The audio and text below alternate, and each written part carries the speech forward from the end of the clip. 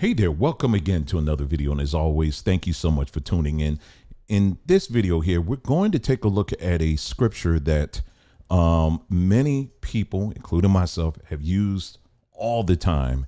But I'm in this stage right now in my life where I'm beginning to go back and look at a lot of things and ask myself hard questions and really challenge myself on a lot of these things I used to just say without even thinking about it, and including the things I would stand that I stood on, and I claimed that this is absolute truth, and you better not question it because it's absolute truth.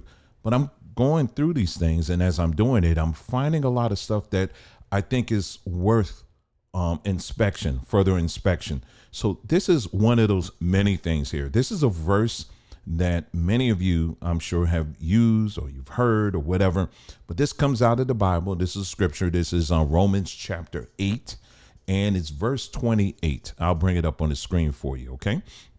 It's right here. And then this one. And we know that all things work together for good to them that love God. Okay. So all things will work together for good if you love God. Okay. That's what it says. I know some of you say, well, you got to keep reading. That's right. I will. To them who are called according to his purpose. All right. All things will work together for good to them that love God. So if you are someone that loves God, and ultimately all things are going to work together for good. And then it goes on to say to them who are called according to his purpose. Well, according to the Bible, everything that God created has a purpose. So that's everything. That's everybody. Okay. It's not hard, and let's see. So let's go back for the sake of those that say you're taking it out of context. So we'll just go back to verse 27, and then we're going to read from 27 to 29. Okay. Just to settle any additional arguments here. And he that searches the hearts knoweth what the mind of the Spirit, knoweth what is the mind of the Spirit, because he maketh intercession for the saints according to the will of God. And then verse 28, what we just read again, I'll read it. And we know that all things work together for good to them that love God, to them who are called according to his purpose. And then verse 29, for whom he did foreknow, he also did predestine to be conformed to the image of his Son. Let's see, so that he might be the firstborn among many brethren. Okay. So there you go. So I just wanted to read it in context there so you get it. Okay. So according to this verse here, so number one, we can establish that according to this verse, all things will work together for good ultimately if you love God. And then the latter part says to them who are called according to his purpose. Well, again, all of creation has a purpose that he, according to the Bible, assigned a purpose to, right? So that's everybody. All right. So if you love him, then that means that ultimately whatever you go through, it's going to work for the good. Well, I'm just rewinding this a little bit, and I'm just going to throw out just a few things to you, something for you to kind of think about here. I'll just start off with the elections because everybody's, that's the thing right now. But it's really interesting to me to see, because as you know, a lot of these churches now are starting to get activated right now to push the elections, right? And then with that, you have a lot of Christians as well, Bible believing people who are also, are really active right now and really trying to get people out here to make sure we got to keep Biden in office. You got to protect the president. We got to keep him in office and all of that. And it's a sense of urgency that, Project 2025, we got to protect it. We got not protect it. We got to keep it out of the White House. Again, as I've raised in my posts and also in other videos, ignoring the fact that we have Agenda 2021 and also which rolled into Agenda 30, which includes the jabs that whole lockdown and everything else, but also the fallout that we're still experiencing right now, where we got many, many people lives that have been lost. And don't give me this crap about, it could have been a lot worse. No, You already have credible doctors, medical people right now that are taking a second look at this and saying, nah, we shouldn't have done that. But what happens to those people? Well, they're gone. You understand? So these are the agendas that are happening now. I had someone leave a comment saying that, well, we're not at 2030 yet. Well, we're in these agendas right now as we speak. Anyway, I don't want to get sidetracked on that, but here's the thing. There are already multiple things that have been happening and going to continue to happen regardless of who's in the White House. It doesn't matter if Biden's in office. It doesn't matter if Trump is in office. And you have a lot of people right now that are saying, well, you know, Biden is the lesser of the two evils. Let's put the rest of this whole lesser of the evils nonsense that people push. The lesser of the evil, the lesser of the two evils is always evil. It doesn't matter who you vote for. As we established, again, you got left, you got the Democrats, you got the Republicans. At the end of the day, behind the scenes, you have certain entities that are controlling both sides. Okay.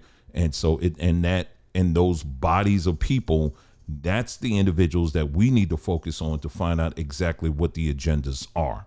Okay. So that's that. So let's cut the crap with all the other stuff there. But all of that, how does that tie to this scripture here? All things work together for good. Well, you listen to a lot of these people, they make it seem as if, you know, somehow if, let's say, if Trump were to get into office, that somehow then everything is doomed. Everything that we worked hard for is all going away. We're never going to get it back. America is doomed, especially for black folks. It's going to be hard for you. You're going to go right back into slavery and all this other stuff. But it's interesting to me that there's this ultimatum that's put out here by people, many of which who believe in the Bible, stand on the Bible, and quote the scripture that I just quoted to you, you know, where it says all things work together for the good. But why is it not working for that? In other words, if ultimately number one, I'm establishing I love God, right? Let's establish that you love God and I have a purpose according to him, according to the Bible. So if all things are going to work together for good, why do I need to be motivated by fear to vote? Why do I need to be motivated by fear? That should eliminate everything. That should give you pause and say, you know what? I shouldn't feel any fear about this. Now, if you're an individual that wants to vote, that's you. That's up to you. I have my certain opinions about it, but that's your choice. But if you're a voter or not, you shouldn't feel any fear of anything, because according to the Bible that you quote, all things are going to ultimately work together for good, right? But it's interesting how that line of logic that I just gave to you, it's interesting how that gets kind of forgotten about, doesn't it? It gets forgotten about, especially, you know, during election time, doesn't it? It's like it's not going to work together for the good in this case, but in other cases it will. Huh? I thought the Bible is pretty blanket on this. All things are going to work together for the good. So I'm asking you again, why then do you feel all this pressure and all this fear and intimidation and you gotta vote and all this stuff, if ultimately all things are going to work together for the good? All right. Just something to think about. Another thing is that when you look at the landscape of, we'll just say, black progress in this country. Now, you know, when you look at it, we have certainly come a very long way. We have, you know, different accesses that we have that we didn't have before and all of that. And there's a lot of things we can attribute that to, not just one party versus another. And, you know, if you look at the history, for a good part of the history of us in this country, we were Republicans. But then it was only until we get into the 60s era or whatever, where all of that changed. So we benefited from both sides, if we're going to be honest about it. But did we really benefit? You know, like when we look at the Civil Rights Act, for example, a lot of people look at that as like a black bill. That was not a black bill. That was a bill that was a Trojan horse for feminism. It was a Trojan horse for immigration. It was a Trojan horse for LGBT.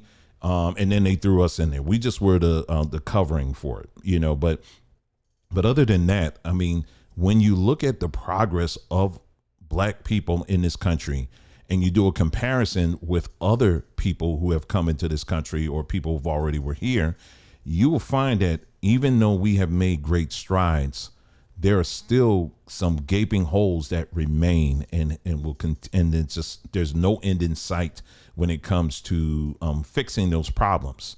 And we have to sit back and ask ourselves, why is that?